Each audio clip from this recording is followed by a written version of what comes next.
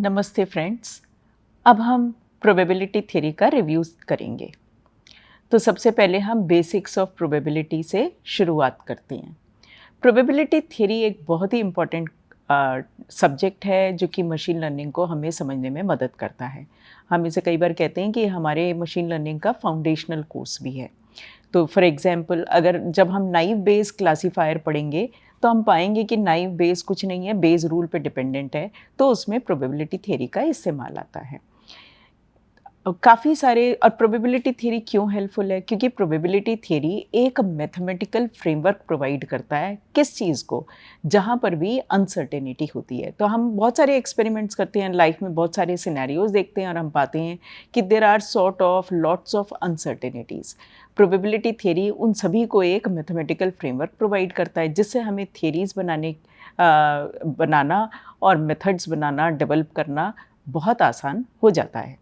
तो जैसे कि अब एक एग्जाम्पल आप मेरी स्क्रीन पर देख रहे हैं, तो हम यहाँ पर क्या कर रहे हैं, हम एक क्लासिफिकेशन का टास्क करना चाहते हैं और क्लासिफिकेशन में हमारे पास कुछ इमेजेस हैं जिनको हम क्लासीफाई कर रहे हैं और हम कह रहे हैं कि हमारा टास्क जो है वो 3 क्लास क्लासिफिकेशन का है। तो अगर आप देखेंगे आउटपुट, तो हमें यहाँ पर ये क्लास 1 है, ये क्लास 2 है और ये क्लास 3 है।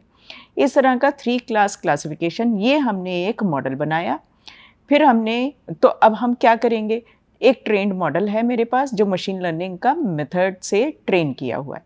तो एक हमारे पास मशीन लर्निंग का ट्रेंड मॉडल है जो यहाँ पर है। अब हमने इसको एक टेस्ट इमेज इनपुट दी जो कि हमने ये दिया और हम ये चाहते हैं कि वो हमारा मॉडल जो है वो ये प्रिडिक्ट करे कि ये डॉग है, ये क्लास 1 को बिलोंग करता है, क्लास 2 को या क्लास 3 को। तो जब ट्रेंड मॉडल से आउटपुट बाहर जाएगा तो वो हमें तीनों पे कुछ ना कुछ आउटपुट देता है। लेकिन वो हमें देता क्या है? वो हमें प्रोबेबिलिटीज़ देता है। तो जैसे उसने कहा कि भई ये जो टेस्ट इमेज है इसकी डॉग की क्लास को बिलॉन्ग करने की या क्लास 0 को बिलॉन्ग करने की, अगर इसको हमने कहा था क्लास 0, क्लास 1 और क्लास 2, तो वो कह रहा है कि क्लास 0 को बिलॉन्ग करने की प्रोबेबिलिटी 0.72 है, क्लास 1 को बिलोंग करने की 0.15 और क्लास 2 को बिलोंग करने की 0.13। तो जनरली हम क्लासिफिकेशन में इस तरीके से प्रोबेबिलिटी लेते हैं और अब हम ये कहते हैं कि जिसकी हाईएस्ट प्रोबेबिलिटी है हमारी इमेज उसी क्लास को बिलोंग करती है। तो यहाँ पर क्योंकि हाईएस्ट जो हमारी प्रोबेबिलिटी है वो क्लास 0 की आई, तो हम इसको अब इमेज को लेबल दे देंगे और हम कहेंगे कि डॉग की इमेज हमने देखी है। तो इस तरीके से प्रोबेबिलिटी थ्योरी का इस्तेमाल मशीन लर्निंग में बहुत एक्सटेंसिवली होता है। तो इस मॉड्यूल के लर्निंग ऑब्जेक्टिव्स क्या हैं? तो पहला तो यही कि हम आखिर प्रोबेबिलिटी थ्योरी पढ़ें क्यों? दूसरा, इसकी डेफिनेशन क्या है?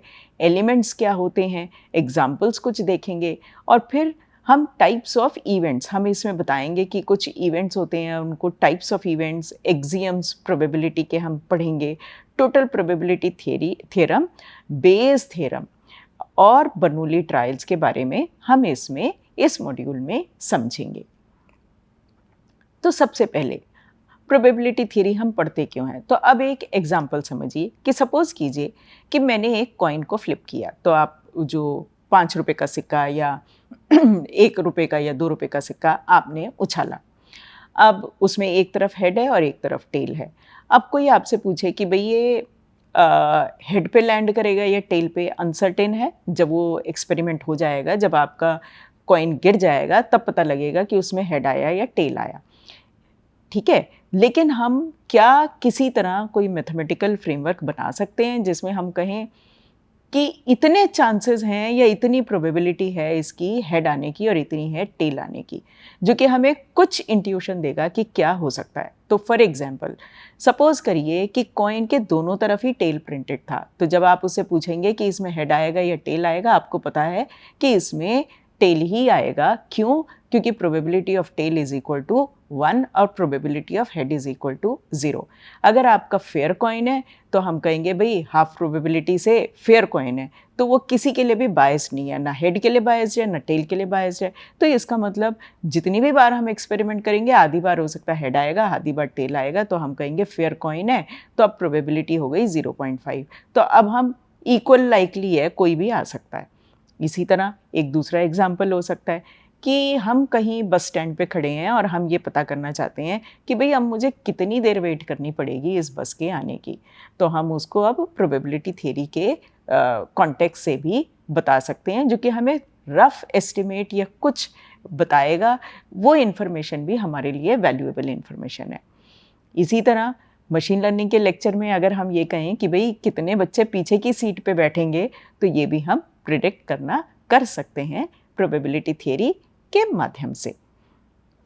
तो डेफिनेशन क्या है? डेफिनेशन हम कहते हैं कि there is a physical system, there is a model, and it describes a model of a physical system by providing a quantification of uncertainty by repeated experiments.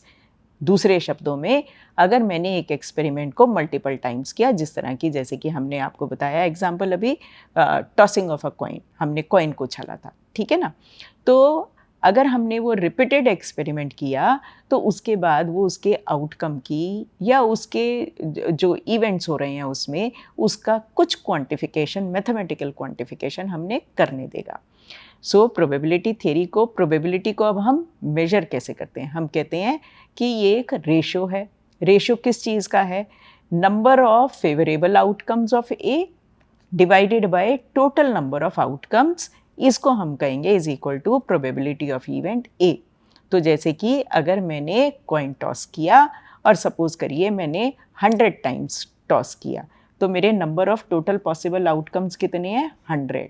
अब अगर मैं जानना चाहती हूँ what is the probability of head, और suppose कीजिए कि जब मैंने टॉस किया तो मेरे 40 टाइम्स उसमें हेड आया, देन विल से 40/100। ठीक, तो ये प्रोबेबिलिटी हो गई हेड की। रेंज कितनी होती है प्रोबेबिलिटी की? हमेशा रेंज 0 से 1 के बीच में होती है। हम कहते हैं 0 का मतलब इम्पॉसिबल इवेंट, उसकी प्रोबेबिलिटी 0 है, इसका मतलब वो इम्पॉसिबल इवेंट है। तो जो जैसे कि मैंने एग्जांपल बनाया, मैंने कहा कि भाई मैंने तो कॉइन के एक्चुअली दोनों तरफ ही टेल थी, तो अब हेड आने की तो पॉसिबिलिटी ही नहीं है, तो वो इम्पॉसिबल इवेंट हो गया।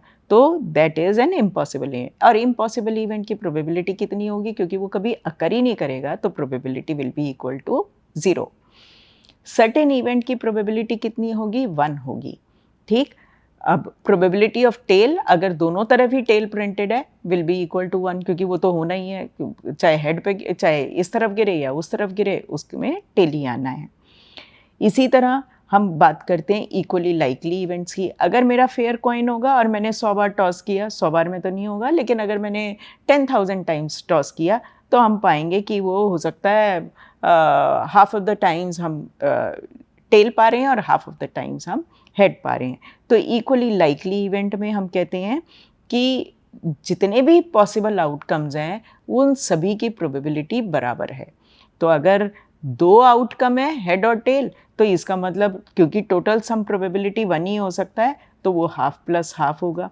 अगर मैंने थ्रो किया एक डाइस जिसमें एक तरफ 1 2 3 4 5 6 इस तरह के नंबर्स प्रिंटेड हैं, जैसे आप लूडो खेलते समय करते हैं, तो अगर ये वाला सिनेरियो है 1 2 3 4 5 6 और आप कहते हैं कि कोई भी फेस ऊपर आ सकता है, सबकी प्रोबेबिलिटी बराबर है, तो इसमें क्योंकि 6 आउटकम है, अब प्रोबेबिलिटी सबकी क्या होगी? 1 + 6 + 1 + 6। हर एक इवेंट की 1 की आने की भी, 2 डॉट्स आने की भी, 3 के भी आने की, इस तरह की सबकी प्रोबेबिलिटी हमारी 1/6 होगी और टोटल प्रोबेबिलिटी हो जाएगी 1।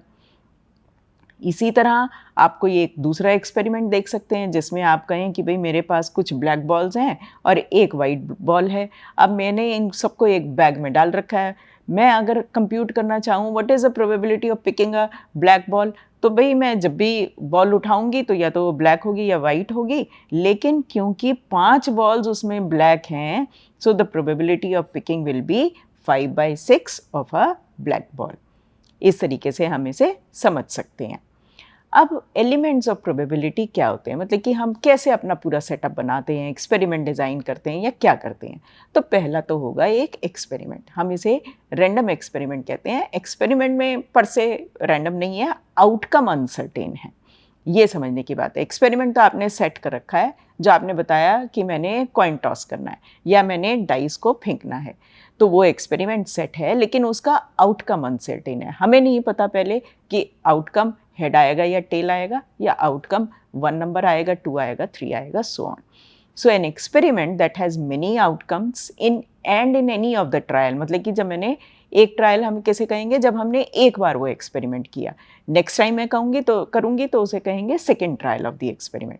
सो an experiment that has many outcomes and in any trial of the experiment the outcomes are uncertain. अब उसमें क्या है, टॉसिंग अ कॉइन और थ्रोइंग अ डाइस, देख लिया। अब आउटकम्स को हम क्या कहते हैं, हम आउटकम्स को एलिमेंट्री इवेंट भी कहते हैं। तो जैसे कि अगर हमारा कॉइन टॉसिंग का एक्सपेरिमेंट है तो आउटकम मेरे हैं हेड और टेल, और इन आउटकम्स को हम एलिमेंट्री इवेंट भी कहेंगे। अब आता है एक सैंपल स्पेस, तो हम कहेंगे ये सैंपल स्पेस ओमेगा है, ठीक है, इसको हम बोलेंगे ओमेगा। इसको हम यूनिवर्सल सेट भी कहते हैं। तो इसमें क्या है कि जितने भी पॉसिबल आउटकम्स हैं वो सब इसके अंदर बैठे हैं। तो अगर मेरा कॉइन टॉसिंग का एक्सपेरिमेंट था तो मेरे पास हेड और टेल, 2 आउटकम या एलिमेंट्री इवेंट इसमें है। अगर मेरा थ्रोइंग अ डाइस है तो मेरे पास 1 2 3 4 5 6 ये 6 मेरे आउटकम हैं, और इनको हम कहेंगे एलिमेंट्री इवेंट्स। अब इवेंट्स क्या होते हैं? Events are actually the subsets of this sample space. अब ये इंटरेस्टिंग है। तो जैसे कि इसको हम देखें तो एक इवेंट हमारा होता है नल इवेंट और इम्पॉसिबल इवेंट। वो क्या होगा? Phi, which is actually nothing, कुछ नहीं है। एक इवेंट है omega, because it's subsets of sample space. मैंने दोनों ही एंट्री ले ली। सैम्पल स्पेस क्या है मेरा? वो तो ये है। अब इसी के सबसेट्स बनाने हैं। एक ये हो चुका है, ठीक है। दूसरा इवेंट, तीसरा क्या होगा? Only head. चौथा क्या होगा? Only tail. So these are the possible events, ठीक है। अगर मैंने कॉइन को 2 बार टॉस किया तो हमारे इवेंट्स बदल जाएंगे, H H, H T, T H, T T and so on. इसी तरह इसके हम इवेंट्स इकट्ठे करेंगे ओमेगा के 1 2 3 4 5 6। आप कह सकते हैं कि द फेस दैट कम्स, जब आपने थ्रो किया तो कौन सा फेस आया? Even number. अब अगर इवन नंबर्स हैं तो मेरा इवेंट बन गया 2 4 6। अगर आपने कहा नहीं ऑड नंबर्स हैं तो मेरा इवेंट बन गया 1 3 6। आप कह सकते हैं नहीं less than equal to 2 is my event, तो इवेंट हो गया this. Greater than equal to 4, तो ये हो गया 4 5 6। इस तरीके से हम ढेरों इवेंट्स बनाते हैं। तो इवेंट्स कुछ नहीं होते, जो हमारा ओमेगा है इसके सबसेट्स होते हैं, और इसके अंदर जब सारे इवेंट्स हम इकट्ठे करते हैं तो इन इवेंट्स में हमारा इम्पॉसिबल इवेंट भी आता है और सर्टेन इवेंट जो कि ओमेगा होता है वो भी आता है। अब ऑड्स ऑफ एन इवेंट क्या होते हैं? Odds in favour of an event और ऑड्स अगेंस्ट एन इवेंट। जब ऑड्स इन फेवर की बात करेंगे तो हम न्यूमरेटर में लेंगे number of favourable outcomes divided by number of unfavourable outcomes, और इसका ऑपोजिट इनवर्स जो हो जाएगा वो हमारा हो जाएगा ऑड्स अगेंस्ट एन इवेंट। तो अब दूसरा example, tossing a coin twice.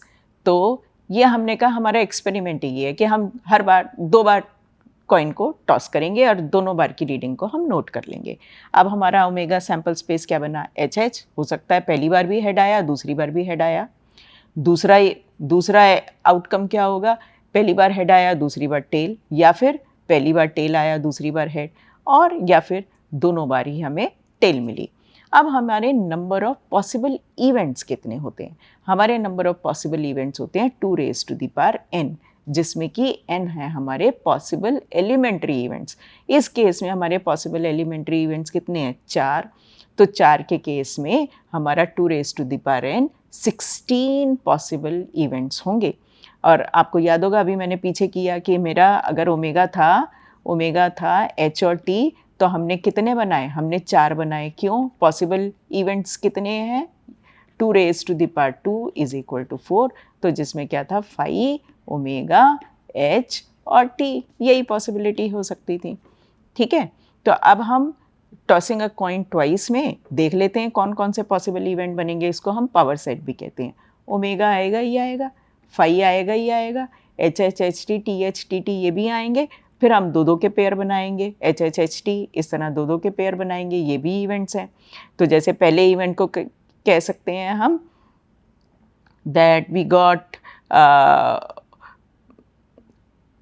H H H T को हम डिफाइन कर सकते हैं वी बाय सम इन, हाँ, तो जैसे कि अब हम इसको पावर सेट भी कहते हैं। तो अब हम इसको देखते हैं, तो ओमेगा आएगा, फाई आ गया हमारा, H H H T T H T T individual भी आ गए। अब हम दो दो के पेयर्स भी ले सकते हैं, तीन के पेयर्स लेंगे, और चौथा तो हमारा ऑल फोर पॉसिबिलिटीज़ हमारी ओमेगा में आ गई। अब हम इसमें एक और कॉन्सेप्ट आता है जिसको हम कहते हैं कॉन्सेप्ट ऑफ सिग्मा फील्ड। तो सिग्मा फील्ड क्या होता है? तो अब हमारे पास एक सैम्पल स्पेस है और हमारे पास इवेंट्स हैं, आउटकम्स हैं, एलिमेंट्री इवेंट्स और otherwise events. So we have lots of events there, right? So we say what is a sigma field. Consider a universal sets omega, जो कि हमारा आउटकम से बना था, and the collection of its possible subsets. Let A and B denote the subsets belonging to omega. This collection forms a field. अगर क्या होता है, अगर तो फाई, पहली बात तो अनसर्टेन इवेंट और सर्टेन इवेंट दोनों फील्ड को बिलोंग करते हैं, ये दोनों फील्ड का पार्ट हैं। अब आपको याद होगा हमने अभी एलए के रिव्यू में किया, फील्ड का कॉन्सेप्ट है ना? फील्ड में क्या है, हमारे पास एक सेट है और ऑपरेटर्स हैं, राइट? तो हमारे पास फाई भी बिलोंग करता है फील्ड को और ओमेगा भी, और फिर अगर एक इवेंट ए बिलोंग करता है तो उसका कॉम्प्लीमेंट भी उसी में है। अगर ए बिलोंग करता है और बी बिलोंग करता है तो उसका यूनियन भी उसके अंदर है और उसका इंटरसेक्शन भी उसके अंदर है। अगर ऐसा सिनेरियो होता है, ये सारी प्रॉपर्टीज सेटिस्फाई होती हैं, तो हम कहेंगे ये सिग्मा फील्ड है and it is closed under countable set of unions, intersections and combination of events. इसको हम सिग्मा फील्ड कहते हैं। तो आप वेरीफाई कर सकते हैं कि जितने भी अभी हमने ऊपर डाइस का एग्जांपल लिया, टॉसिंग अ कॉइन लिया, टॉसिंग अ कॉइन ट्वाइस लिया, ये सारे इन प्रॉपर्टीज़ को सेटिस्फाई करते हैं। What are the axioms of probability? Probability के 4 रूल्स हैं। पहला, P omega is equal to 1, so which is nothing but a certain event, जो कि होगा ही होगा। P phi equal to 0, impossible event, जो कि कभी हो ही नहीं सकता, और probability lies between 0 to 1। Additionally हम ये बोलते हैं कि पी ए यूनियन बी क्या होगा, P A plus P B minus P A B. P A B कुछ नहीं है बल्कि it is P of A intersection B. तो जैसे कि एक एग्जांपल देखते हैं कि सपोज करिए कि मेरा ए ये है और मेरा बी ये है, ठीक है? वेन डायग्राम से समझते हैं। तो अब क्या है, ये ए है, ये बी है। तो अब अगर हमने पी ए देखा तो पी ए यूनियन बी क्या है, ए यूनियन बी ये पूरा के प्रोबेबिलिटी है, ठीक है? और पी ए किसकी प्रोबेबिलिटी है, पी ए इसकी प्रोबेबिलिटी है, पी बी इसकी प्रोबेबिलिटी है, राइट साइड पे। लेकिन ये जो पोर्शन है ए इंटरसेक्शन बी, ये वाली स्लिप, ये 2 बार काउंट हो गई। पी ए की जब प्रोबेबिलिटी निकाली तब भी काउंट हो गई, जब पी बी की प्रोबेबिलिटी निकाली तब भी काउंट हो गई। तो इसलिए हमें ये सब्ट्रैक्ट करना पड़ेगा। तो इनको हम कहते हैं कि यहाँ पर जो हमारे, अगर ये हमारा दोनों का दोनों आपस में इंटरसेक्ट नहीं कर रहे होते तो हम कहते, सपोज अगर हमारा होता पी ए इंटरसेक्शन बी, अगर हमारा होता फाई, तो मेरा पी ए इंटरसेक्शन बी हो जाता 0, और उस केस में ये टर्म डिसअपियर हो जाती और ये आ जाती। तो फिर we say that is equal to 0 if A and B are not disjoint and is equal to PA plus PB if events A and B are disjoint।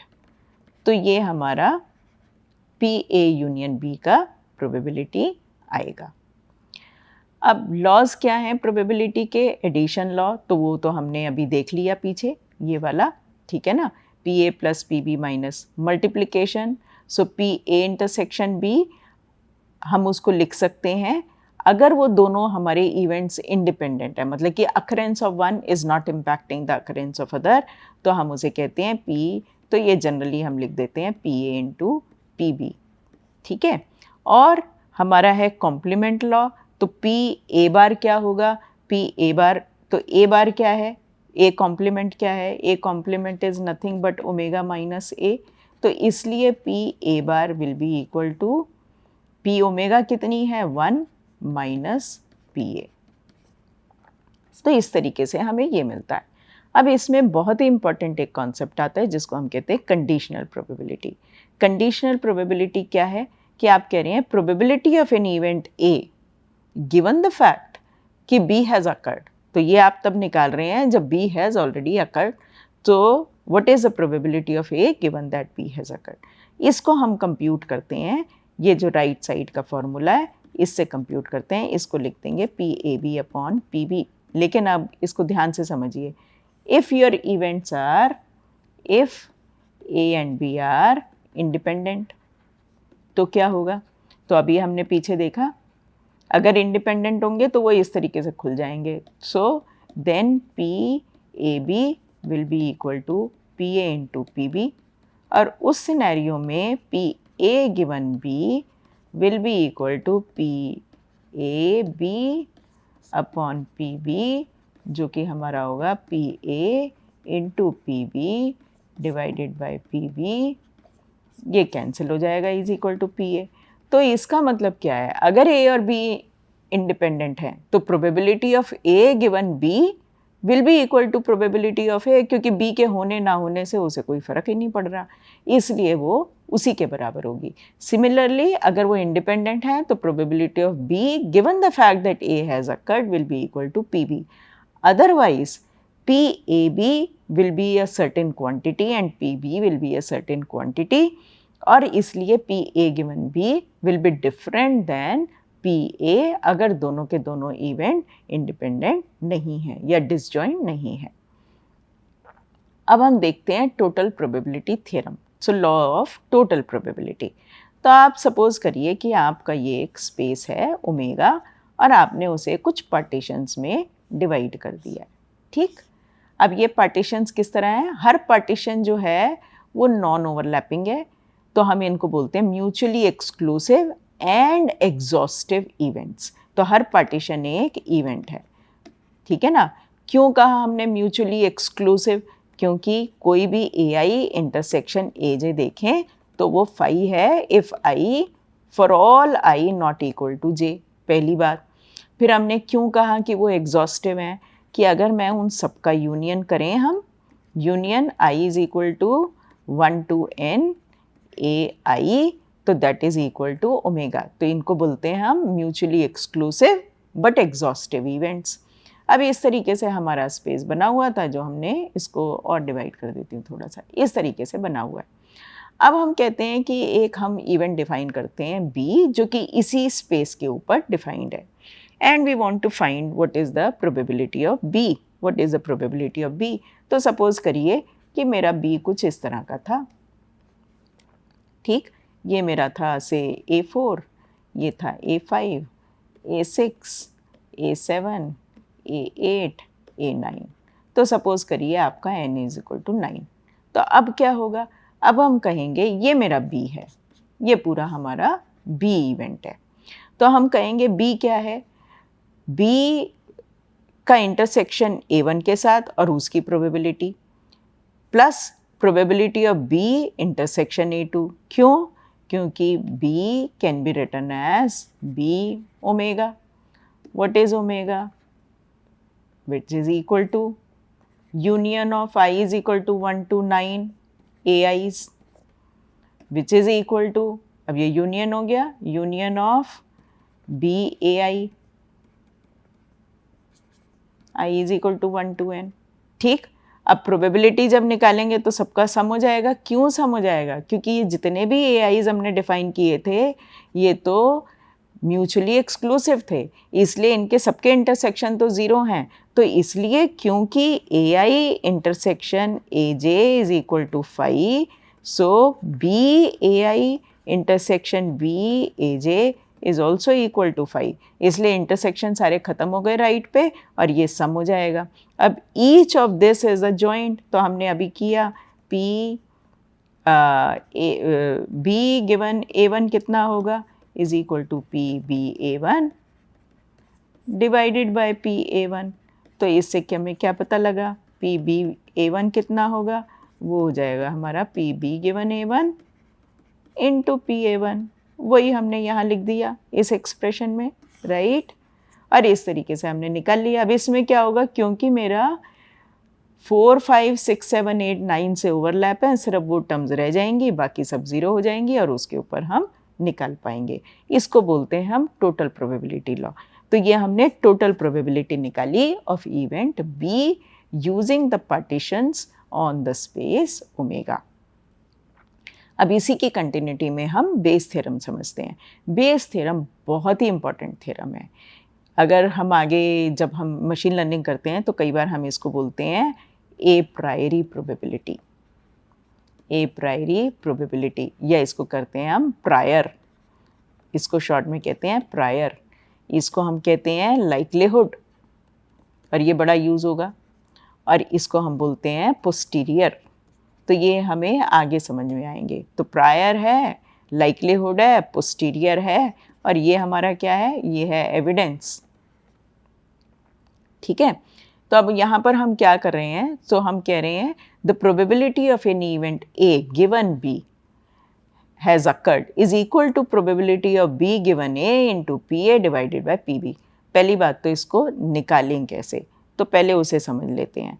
तो हमारा क्या था, हमने कहा p A b is equal to P A given b into P b, but this is also equal to P b given a into p a. अब जब मैं इन दोनों को इक्वेट करेंगे हम, तो हमारे पास ऊपर वाला एक्सप्रेशन आ जाएगा। ये है बेस थ्योरम। तो बेस थ्योरम तो बहुत हेल्पफुल है।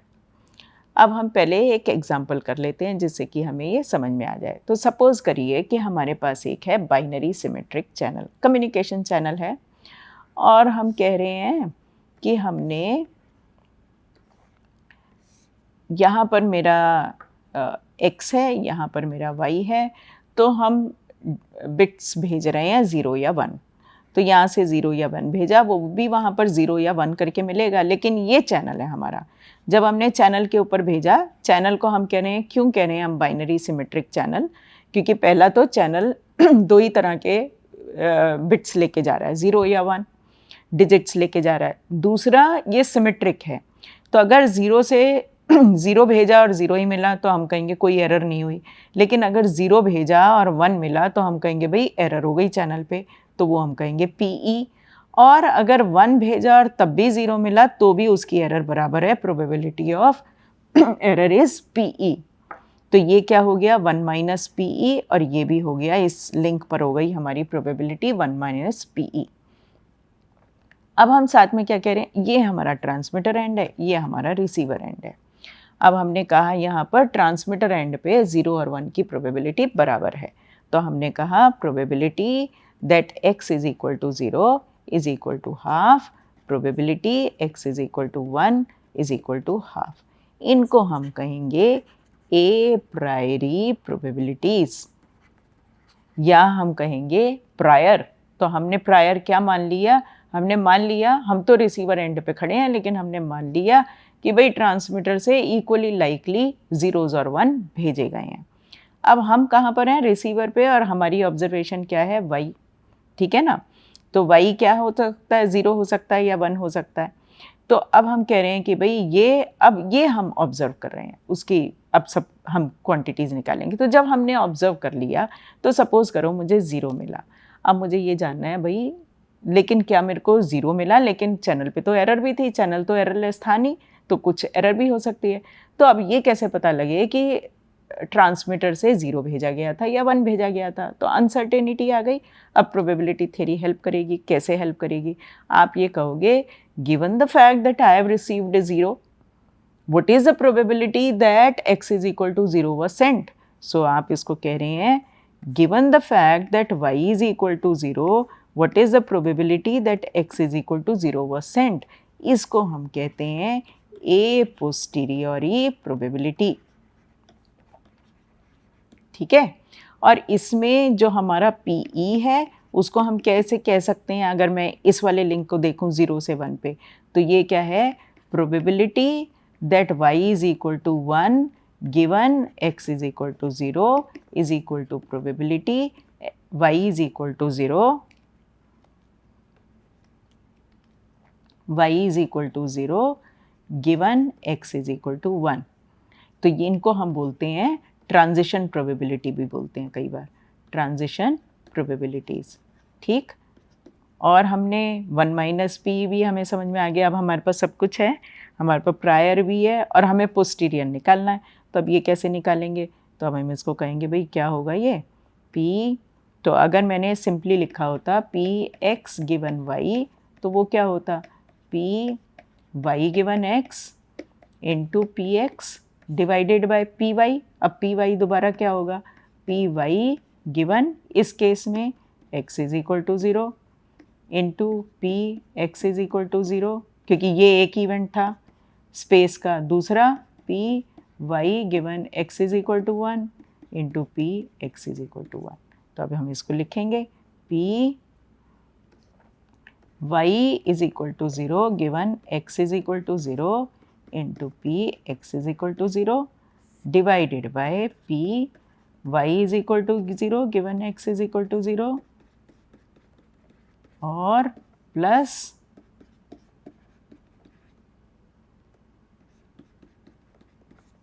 Px is equal to 1। अब ये हमारे को गिवन है दोनों, और ये भी सब गिवन है, y इज इक्वल टू 0 भी गिवन है, सब क्वांटिटीज़ हमें गिवन है।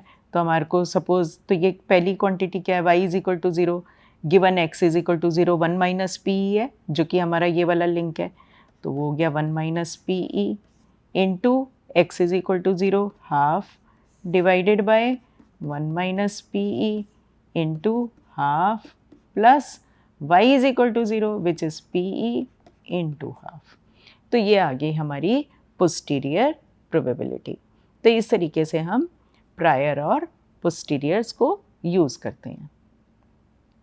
तो एक तरीके से हमें दूसरे एंड पे y इज इक्वल टू 0 मिला, तो अब हम ये पता कर रहे हैं कि भाई लेकिन हमें तो ये पता करना है ना x 0 भेजा था, तो जिसकी भी प्रोबेबिलिटी हायर होगी तो हो सकता है आप डिसीजन ले लें कि भाई इफ़ विल कंप्यूट बोथ, हम दोनों कंप्यूट करेंगे, ये भी कंप्यूट करेंगे और फिर हम ये भी कंप्यूट करेंगे, या ये क्या होगा, ये कुछ नहीं होगा, 1 minus p x is equal to 0 given y is equal to 0, ये इसके बराबर है।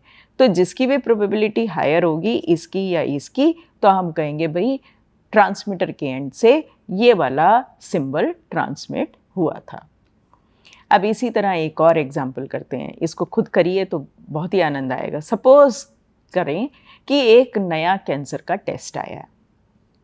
अब हम दो इवेंट डिफाइन करते हैं। पहला इवेंट है कि भाई पर्सन, एक पेशेंट है, the person has a cancer. दूसरा इवेंट है दैट कि टेस्ट ने कहा the person has a cancer. अब ये दो सिनेरियोज हैं, दो इवेंट्स आपके पास हैं, ठीक। पहला द पर्सन हैज़ कैंसर और दूसरा the test states that the person has cancer. इसको भी उसी सेंस में हम बना लेते हैं। देखिए, ये सपोज करिए ए है, ये बी है, पर्सन हैज़ कैंसर हम कह रहे हैं ये इंफॉर्मेशन है, मैं इसको ऐसे ही सेट कर देती हूँ। तो अब क्या है, a is equal to 0 doesn't have cancer, a is equal to 1 has cancer, has cancer does not have cancer, ठीक है। अब आपने कहा बी, अब बी है test, test states that the person has cancer, b is equal to 0 means test states that the person doesn't have cancer.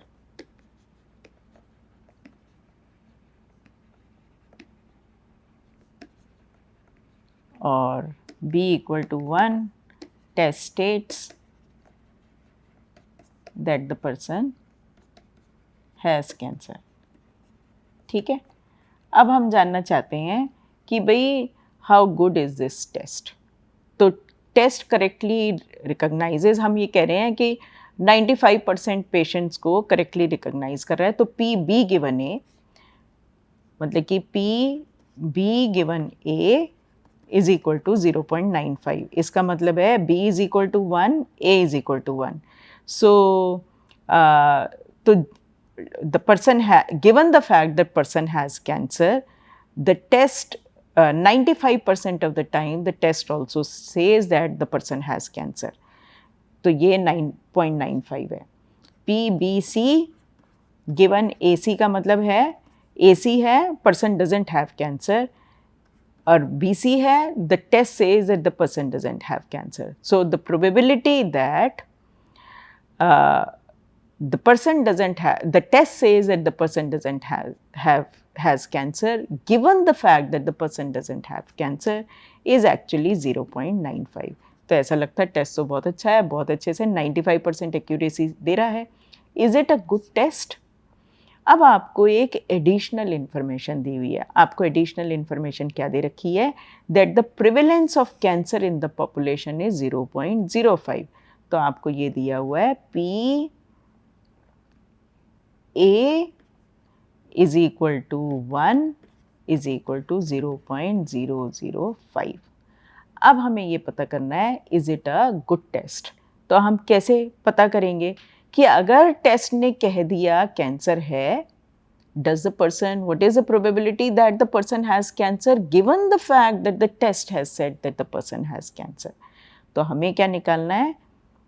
तो हमें निकालना है P A is equal to 1 given B is equal to 1 and P A is equal to 0 given that B is equal to 0। हमें ये quantities निकालनी है। तो हम पोस्टीरियर निकालेंगे। अगर पोस्टीरियर हमारे लो आए तो इसका मतलब गड़बड़ है। पर्सन वो कह रहा है कि भाई कैंसर है, टेस्ट कह रहा है कैंसर है और एक्चुअली पर्सन को कैंसर नहीं है, या अगर दूसरी तरफ से भी आया तो हमारे को समस्या हो जाएगी। Now these quantities should also match to what the test says. So हम रिक्वेस्ट करेंगे कि ये एग्जाम्पल अब आप खुद वर्कआउट कीजिए यूजिंग द बेस थ्योरम।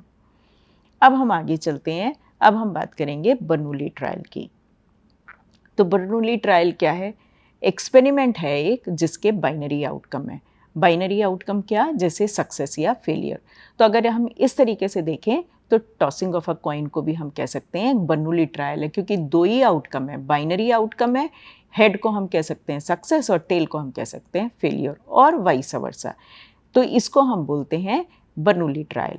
अब इसमें हम सक्सेस की प्रोबेबिलिटी डिफाइन करते हैं, P है, फेलियर की प्रोबेबिलिटी Q है, क्योंकि total probability sum total of possible events is equal to 1। तो क्या होगा? हमारा Q हो जाएगा 1 माइनस P, जो हमने यहाँ पर भी लिखी। और हमारे फील्ड में कौन कौन से सेट हैं? ओमेगा है, S है, फेलियर है और फाई है। ये हमने पहले भी देखा टॉसिंग अ कॉइन के केस में।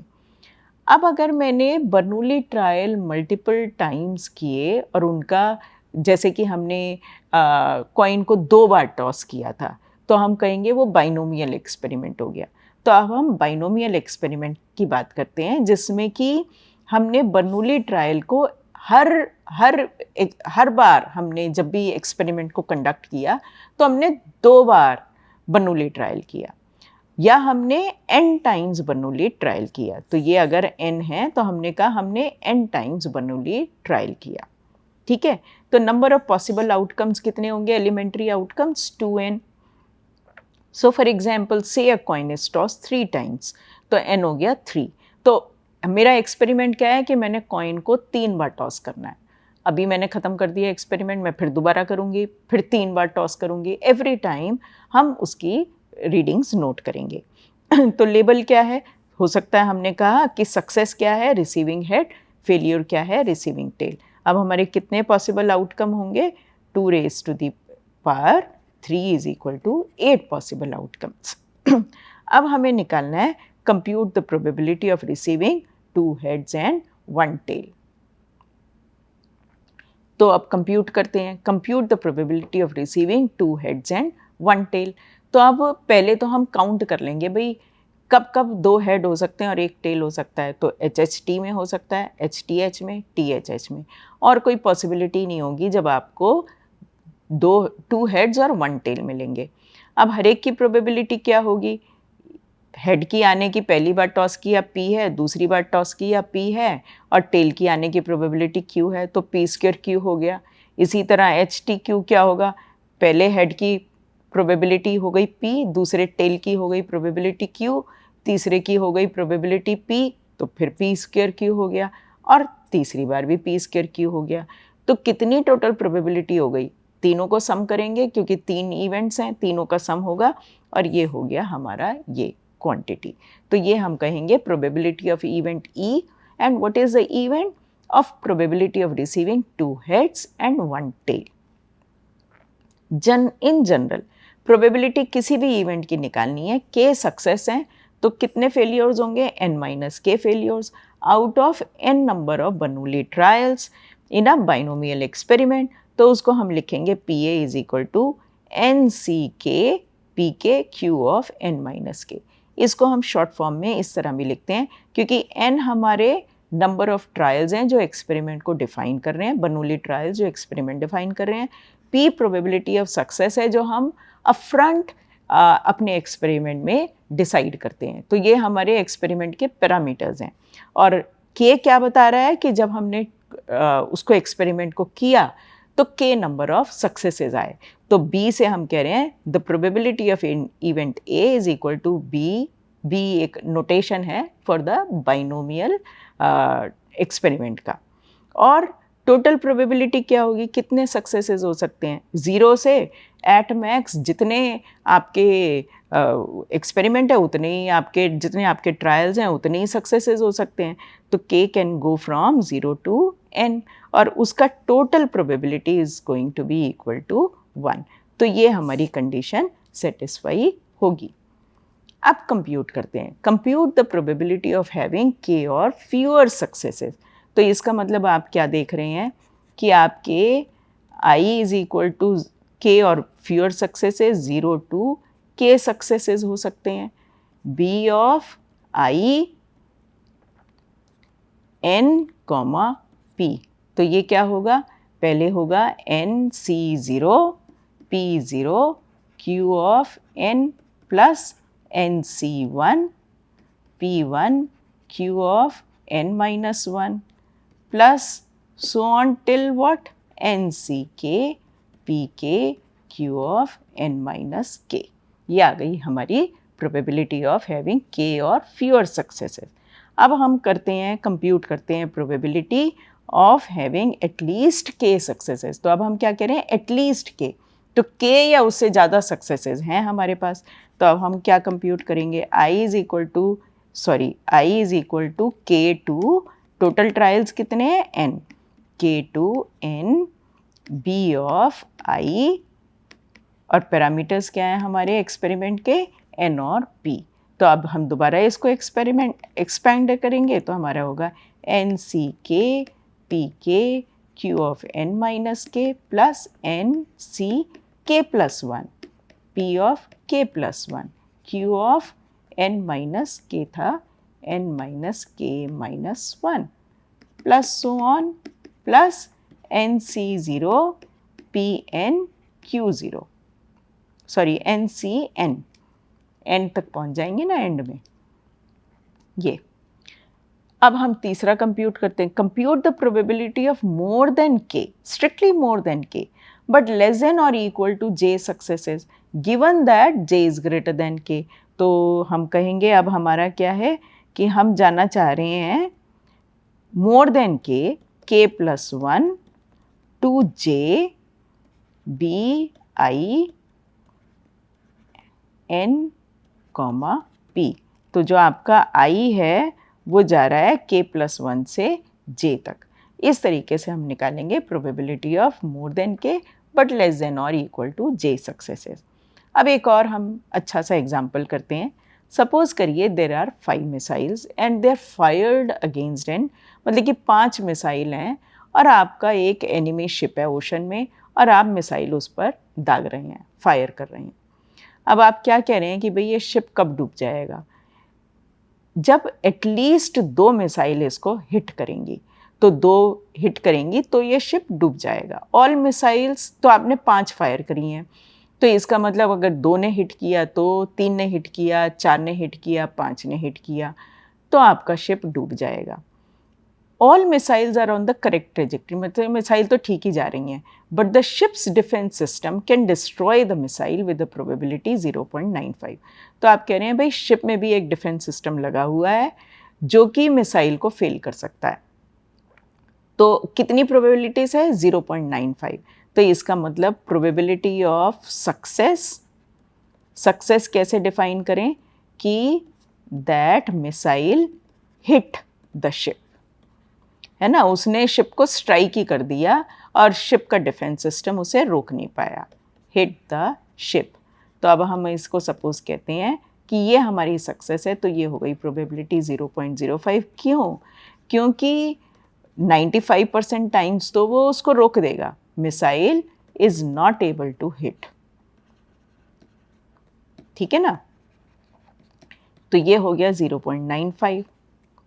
ठीक, अब हम कह रहे हैं कि what is the probability that the enemies ship is sunk for sure. तो वो तो हम उसने बताया ना कि भाई 2 या उससे ज़्यादा मिसाइल अगर हिट कर जाएंगी तो हो जाएगा। तो अब आप क्या, अब हमारा एक्सपेरिमेंट क्या है? बाइनोमियल एक्सपेरिमेंट है। कितने ट्रायल्स हैं? n is equal to 5 trials.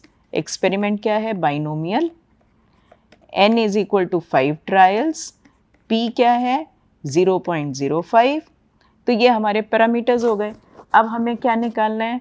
2 और मोर देन 2, तो हो गया i is equal to 2 to 5, n which is 5, ci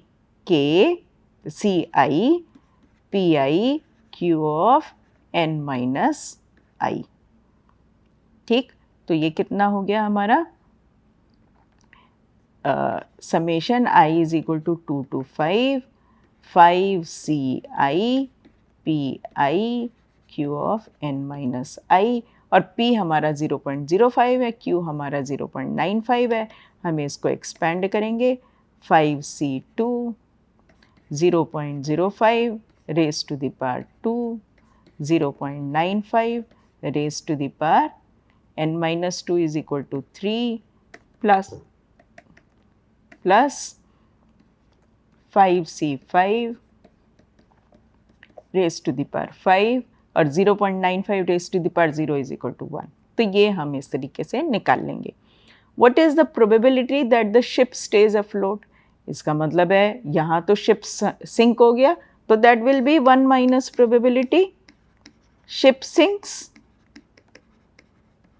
ठीक है, तो वो हमने ऊपर निकाली है, तो वो कितनी हो जाएगी? अब वो 0 और 1 रह जाएंगे हमारे, तो 5c0 p0 q of n plus 5c1 p1 q of n minus 1। बढ़िया। तो अब हमने इस मॉड्यूल में क्या सीखा? हमने रैंडम एक्सपेरिमेंट समझा, concept of random sample space समझा, उसके साथ हमने प्रोबेबिलिटी का कॉन्सेप्ट और एक्सियम्स ऑफ प्रोबेबिलिटी पढ़ी। हमने टाइप्स ऑफ इवेंट देखे, कौन कौन से, certain event, omega, impossible event, phi, और हमने इक्वली लाइकली इवेंट्स पढ़े, म्यूचुअली एक्सक्लूसिव देखे, इंडिपेंडेंट इवेंट्स देखे, एग्जॉस्टिव इवेंट्स देखे जो कि पूरे स्पेस को कवर कर लेता है। हमने टोटल प्रोबेबिलिटी थ्योरी और बेस थ्योरम देखी। हमने ए प्रायर ए पोस्टीरियरी प्रोबेबिलिटीज़ का कॉन्सेप्ट भी समझा, ट्रांजिशन प्रोबेबिलिटी भी देखी, बर्नूली ट्रायल और बाइनोमियल एक्सपेरिमेंट भी समझा, और हमने कुछ एग्जाम्पल्स भी किए।